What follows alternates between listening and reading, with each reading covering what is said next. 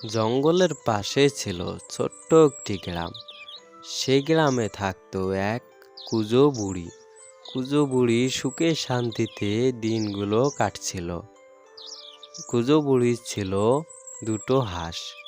তার নাম ছিল রুনা আর ধুনা।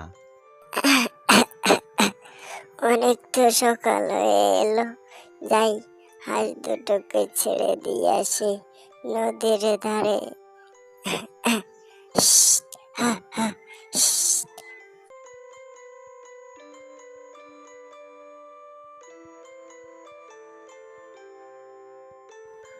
কুঁজো বুড়ি এভাবেই দেখতে দেখতে ভোর হওয়ার সঙ্গে সঙ্গে কুঁজো বুড়ি হাঁস দুটোকে এনে নদীতে ছেড়ে দিতে লাগলো।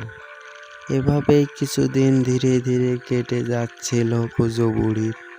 আর এদিকে একদিন হঠাৎ করে এক ভয়ঙ্কর ঘটনা ঘটল।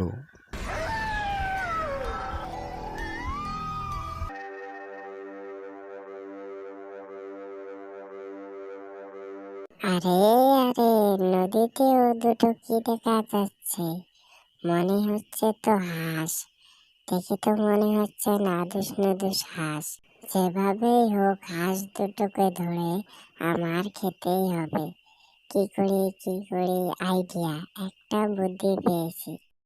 এই যে শুনছো হাঁস ভাইয়া, এই যে এদিকে। হ্যাঁ, শুনতে পাচ্ছি। শিয়াল মশাই, কিছু বলবেন নাকি? আমাদের জঙ্গলে নতুন একটা পুকুর হয়েছে। ওই পুকুরে অনেকগুলো হাঁস বসবাস করে। আরো রয়েছে ওই পুকুরে অনেক রকম মাছ, যা তোমরা কল্পনাও করতে পারবে না।